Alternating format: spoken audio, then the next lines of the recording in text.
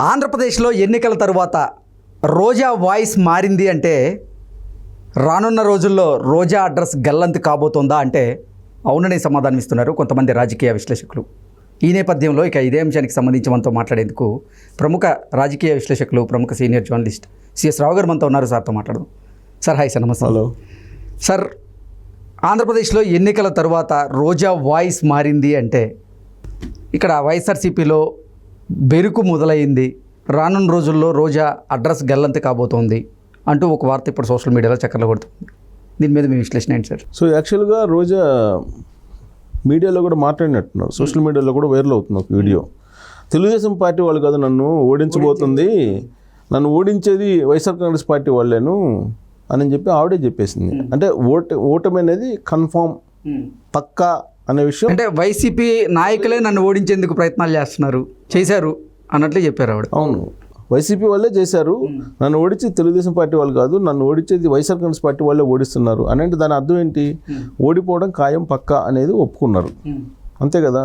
So యాక్చువల్గా రోజా కళ నెరవేరింది, ఆవిడ జీవిత జయం కంప్లీట్ అయిపోయింది. ఏంటి సార్ అది? ఆవిడే చెప్పారు మినిస్టర్ పదవి ఇచ్చినప్పుడు జగన్మోహన్ రెడ్డి, ఈ జన్మకి ఇది చాలు, ఓకే, ఇక నాకేం అవసరం లేదు, ఇక నే ఏమైపోయినా పర్లేదు అనేటువంటి వాయిస్ వినిపించారు. ఆమె చెమర్చినటువంటి కళ్ళతోటి అప్పట్లోనే మినిస్టర్ పదవి ఇచ్చినప్పుడు ఆవిడ చెప్పిన మాట ఏంటంటే, తన జీవితంలో సంతృప్త స్థాయికి చేరిపోయాను, ఇక నాకు ఏం అవసరం లేదు, ఇంతటితోటి నా జీవితం సరిపోయింది అనేటువంటి యాంగిల్లో ఆవిడ మాట్లాడారు. అంటే అంతటితో ఎండ్ అయిపోయింది, ఇంకంతే, క్లోజ్. అంటే సంతృప్త స్థాయికి వెళ్ళిపోయాను, ఇంక నాకేం అవసరం లేదు అని చెప్పారు. యాక్చువల్గా మంత్రి పదవి తీసుకోవడానికి కూడా ఆవిడ చేసినటువంటి ప్రయత్నాలు రకరకాలు ఉన్నాయి.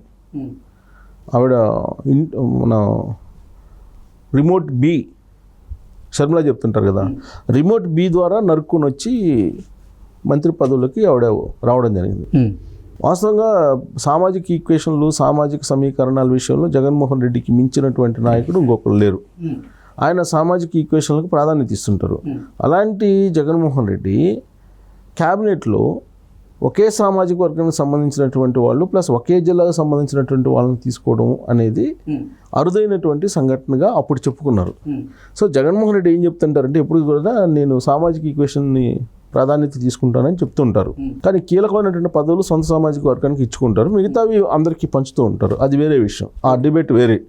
కానీ క్యాబినెట్కు 2.0కి వచ్చేటప్పటికి ఆయనది పెద్దిరెడ్డి రామచంద్రరెడ్డి ఉన్నాడు, రోజా ఉన్నారు. ప్లస్ చిత్తూరు జిల్లాలో తీసుకుంటే బలమైనటువంటి లీడర్లుగా చివరెడ్డి భాస్కర్ రెడ్డి ఉన్నాడు, కరుణాకర్ రెడ్డి ఉన్నారు. వీళ్ళని కాదని రోజాకి మినిస్టర్ పదవి రావడం అని అంటే, ఆవిడ ఏ స్థాయిలో రిమోట్ బిని వాడారు, రిమోట్ బిని ఆపరేట్ చేశారు అనేది మనం ఆలోచించుకోవాలి. అలాంటి వీడియోలు కూడా మనం చేసాం అప్పుడు. రిమోట్ బి ద్వారా వచ్చింది, ప్లస్ కేసీఆర్ అప్పట్లో, ఆ తర్వాత స్టాలిన్, వీళ్ళందరూ కలిసి అన్ని కోణాల నుంచి ఒత్తిడి తీసుకొచ్చినందువల్ల జగన్మోహన్ రెడ్డి 2.0 క్యాబినెట్లో ఇవ్వాల్సి వచ్చింది అని చెప్పి అప్పుడు వీడియో చేసుకున్నాం. సో ఆ సందర్భంగా ఆవిడకి మినిస్టర్ పదవి కన్ఫర్మ్ అయిపోయిన తర్వాత ఆవిడ మీడియా ముందుకు వచ్చి మాట్లాడినటువంటి మాటలు నేను ఇందాక గుర్తు చేశాను, సాచురేటెడ్ స్టేజ్కి వెళ్ళిపోయారని. కానీ మానవ మాతృలు కదా, ఆవిడ కూడా మానవ మాతృ రాలే కదా. సో ఆవిడకి మినిస్టర్ పదవి అయిపోయారు, బాగా సంపాదించుకున్నారు, ఆవిడ కొన్ని కోట్ల రూపాయలు సంపాదించుకున్నారని చెప్పి తెలుగుదేశం పార్టీ వాళ్ళు ఆమె మీద ఒక ఛార్జ్ షీట్ వేశారు. తర్వాత అక్కడ ఉండేటువంటి లీడర్లు వైఎస్ఆర్ కాంగ్రెస్ పార్టీ వాళ్ళే అన్న ఒక దుకాణం, ఈమె ఒక దుకాణం, ఇంకొకళ్ళు ఒక దుకాణం, దాదాపు 4 దుకాణాలు ఉన్నాయి నగరీ కాన్స్టిట్యున్సీలో. ఈ 4 దుకాణాలు 24 గంటలు పనిచేస్తూ ఉంటాయి, భూములు ఎక్కడ కనిపించినా కానీ కబ్జా చేస్తూ ఉంటారు, తర్వాత ఇసుక ఎక్కడ కనిపించినా అమ్ముకుంటుంటారు, మట్టి ఎక్కడ కనిపించినా దాన్ని అమ్ముకుంటారు, గ్రావెలు రకరకాలుగా అమ్ముకుంటారు, ఇలా ఏది దొరికినా కానీ తీసుకుంటారు. ప్లస్ అక్కడ ఆర్ ట్యాక్స్ అనేది ఒకటి ఉంది. సో రోజా ట్యాక్స్ లేనిది అసలు ఏది అక్కడ ఉండదు. ఈ లాస్ట్కి తోపుడు బళ్ళు ఇట్లాంటి వాళ్ళ దగ్గర కూడా వసూలు చేస్తున్నారు అనే యాంగిల్లో వాళ్ళ పార్టీ వాళ్ళే చాలా సందర్భాల్లో ఆరోపణలు చేశారు ఆవిడ మీద. సరే, ఆవిడ సర్వేల్లో కూడా వెనకబడి ఉన్నారు, టికెట్ లేదని చెప్పి కూడా చివరి నిమిషం వరకు చెప్పారు జగన్మోహన్ రెడ్డి తాడేపల్లి కోర్టులో. కానీ ఆవిడకి టికెట్ రాదు అని చెప్పి అనుకుంటున్నటువంటి సమయంలో చివరి నిమిషంలో జగన్మోహన్ రెడ్డి ఆవిడకి టికెట్ ఇవ్వాల్సినటువంటి అనివార్య పరిస్థితులు వచ్చినాయి. మినిస్టర్ పదవికి ఏ విధంగా అయితే ఒత్తిడి తీసుకొచ్చారో అంతకంటే ఎక్కువగా ఎమ్మెల్యే టికెట్ కోసం ఆవిడ ఒత్తిడి తీసుకొచ్చినట్టు కనిపించింది. సరే, జగన్మోహన్ రెడ్డిని ఒత్తిడి తీసుకొచ్చి టికెట్ తీసుకొచ్చిన ఆంధ్రప్రదేశ్ వ్యాప్తంగా ప్రచారం చేస్తున్నటువంటి అభ్యర్థుల్లో అసలు ఈ వస్తేనే ముఖం చాటేసి ప్రజలు వెళ్ళిపోయే పరిస్థితి నగరంలోనే కనిపించింది. అసలు అంతో ప్రచారం చేయడానికి ఎవరు బాగలేదు. ఫస్ట్ ఆఫ్ ఆల్ లీడర్లు ఈవిడ పోయి ప్రచారం చేయడానికి ఎవరైనా పోతే కనుక ఇళ్లలోకి పోతే ఇల్లు తలుపులు వేసుకొని వెళ్ళేటువంటి పరిస్థితి కనిపించింది. ఆవిడతోటి ఎవరు వెళ్తలేదు అని చెప్పేసి, అసలు నువ్వు ఎందుకు వస్తున్నావు అని చెప్పి అడిగిన వాళ్ళు కూడా ఉన్నారని చెప్పి న్యూస్ చూసాం మనం. సో అప్పుడే ఓటమి కన్ఫర్మ్ అయిపోయింది. టికెట్ ఇవ్వకముందే అయిపోయాక వాళ్ళే సొంత సర్వేల్లోనే అంక టికెట్ ఇచ్చినా ఓడిపోతారు వద్దు అని చెప్పారు. సరే, జగన్మోహన్ రెడ్డి మరి ఏం ఆబ్లిగేషన్ ఇచ్చారు ఆవిడకి. ఇచ్చిన తర్వాత జరిగినటువంటి పరిణామాలను కనుక చూస్తే జగన్మోహన్ రెడ్డి అనేక సార్లు పంచాయతీ పెట్టినా కానీ అక్కడ ఉండేటువంటి లీడర్లు రోజాతోటి కలిసి నడిచేందుకు సిద్ధపడాలి. సో ఇప్పుడు పోలింగ్ అయిపోయిన తర్వాత కనుక మనం రివ్యూ చేసుకుంటే ఆవిడ అసలు ఎట్టి పరిస్థితుల్లో గెలిచేటువంటి అవకాశం లేదు అని చెప్పి వినిపిస్తుంది. బహుశా అందుకే ఆవిడ ఎక్కడ కూడా కనిపించట్లా పోలింగ్ అయిపోయిన తర్వాత. మామూలుగా అయితే రోజా స్టైల్ వేరే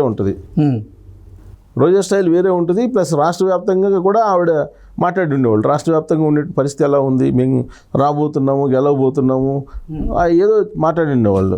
కానీ ఆవిడ వాయిస్ మోగపోయింది. అసలు ఆవిడ ఎక్కడున్నారో కూడా ఇప్పుడు ఓటర్స్ ఎతుకుతున్నారంట. అసలు ఆవిడ ఉన్నారా, బెంగళూరు వెళ్ళారా, లేకపోతే హైదరాబాద్ వెళ్ళారా, లేకపోతే ఇంకెక్కడికైనా వెళ్ళారా, చెన్నై వెళ్ళారా అనేది వెతుక్కుంటున్నటువంటి పరిస్థితి అని చెప్తున్నారు. సో అంటే ఓటమి భయంతోనే రోజా గారి స్వరం మారింది, సొంత పార్టీ నాయకులే నా ఓటమికి కారణం కాబోతున్నారంటూ ఆవిడ మాట్లాడినటువంటి నేపథ్యంలో అసలు ఆవిడ ఓటమిని ఆవిడ గ్రహించేశారు, అందుకే అలా స్వరం మార్చారంటూ కూడా కొన్ని అంటే ఆవిడ ముందుగానే ఎందుకు చెప్పారంటే ముందే కూర్చుని కోయిలు అన్నట్టుగా. ఇప్పుడు ఎలాగో ఓడిపోవడం ఖాయం, ఆ ఓటమి అనేది తెలుగుదేశం పార్టీ వాళ్ళు నన్ను ఓడించారని చెప్పి అనుకోకుండా ముందే వైసీపీ వాళ్ళు నన్ను ఓడించారని చెప్పి మొదలుపెట్టారు. ఓకే. సో అది ఒక రకంగా కొంచెం అదొక స్ట్రాటజీగా వెళ్ళినట్టు ఉన్నారు, స్ట్రాటజీగా. సో మొత్తం మీద ఏంటంటే ఆ అడ్రస్ అయితే గల్లంత అయిందని చెప్పి చెప్పుకోవచ్చు. అసలు ఆవిడ ఇప్పుడు అక్కడ ఉండరా అనేది కూడా డౌటే. ఎందుకంటే అక్కడ ఉంటే కనుక ఆటోమేటిక్గా కేసులు పెడతారు, పెట్టకుండా ఉండరు చేసినటువంటి పనులకి. ఆ తర్వాత తిరుమల తిరుపతి దేవస్థానానికి సంబంధించినటువంటి టికెట్స్ ఏ విధంగా చేశారో అక్కడ కూడా వాళ్ళు కూడా రెడీగా ఉన్నారు. అసలు ఈవిడ దర్శనాల మీద కూడా ఎంక్వైరీ చేయించాలనేది ఒకటి వినిపిస్తుంది. పోలింగ్కి ఒక వారం రోజుల ముందేమో రోజా గారు మీడియాతో మాట్లాడుతూ అసలు ఇక్కడ నా ప్రత్యర్థిగా అతన్ని ప్రకటించినప్పుడే నా గెలుపు కన్ఫర్మ్ అయిపోయింది, అంటే నాకు 25,000 మెజార్టీ పైగా వచ్చే అవకాశం ఉందంటూ ఆవిడ చెప్పారు. తర్వాత ఎన్నికలు అయిపోయిన తర్వాత ప్రెస్ మీట్ పెట్టారు. అసలు ఆవిడ గెలుపు గురించి మాట్లాడడం తర్వాత నా ఓటమికి కారణం పార్టీ నాయకులే అన్న నేపథ్యంలో ఏంటి అసలు ఆవిడ భవిష్యత్తులో పార్టీ మారే యోచనలో ఏమన్నా ఉన్నారా అనేటువంటి వార్తలు కూడా వస్తున్నారు. మారిన ఆశ్చర్యపోసలు ఎందుకు మారకూడదు? అనేక మంది మారారు. ఆవిడ మారింది కదా, తెలుగుదేశం పార్టీ నుంచి కాంగ్రెస్ నుంచి వైసీపీకి వచ్చారు కదా. సో 3 పార్టీలు మారింది ఆవిడ. మళ్ళీ మారదని ఏముంది ఆవిడ? అది పెద్ద ఇష్యూ కాదు. ఆమె సీనియర్ పొలిటీషియన్ అయితే కాదు, మిగతా వాళ్ళకన్నా పెద్ద ప్రొఫైల్ ఏమో ఉన్నటువంటి లీడర్ ఏం కాదు కదా. సొంత వర్గాన్ని మెయింటైన్ చేసి ఇప్పుడు పెద్దిరెడ్డి రామచంద్రారెడ్డి ఇలాంటి వాళ్ళకంతా ఆవిడేం పెద్ద లీడర్ కాదు కదా. సో పార్టీ మారినే ఆశ్చర్యపోతుంది. అందులో ఆవిడ సినిమా నేపథ్యం ఉన్న రోజా పార్టీ మారకుండా ఉంటారని మేము ఎందుకు అనుకోవాలి? ఏ రాజకీయ నాయకుడైనా ఎప్పుడైనా ఏదైనా డెసిషన్ తీసుకోవచ్చు. అనేక అంశాలు చూసాం మనం. ఇప్పుడు మహానాడులో మాట్లాడి గండిపేట దగ్గర నేరుగా వచ్చి టీఆర్ఎస్ భవన్లో కండువా కప్పించుకున్నాను చూసాం మనం. తర్వాత నా జీవితంలో నేను కప్పుకొని పసుపు జెండా కప్పుకొని చచ్చిపోతానన్న స్పీకరు తమ్మినేని సీతారాం వైఎస్ఆర్ కాంగ్రెస్ పార్టీలోకి వెళ్ళాడు. మరి ఇవన్నీ రాజకీయ నాయకుల విషయంలో మనం వీళ్ళు ఈ పార్టీలో ఉంటారని చెప్పడానికి లేదు. ఎప్పుడు ఏదైనా జరగచ్చు, ఏ పార్టీలో కానీ మారచ్చు. Okay sir, thank you so much.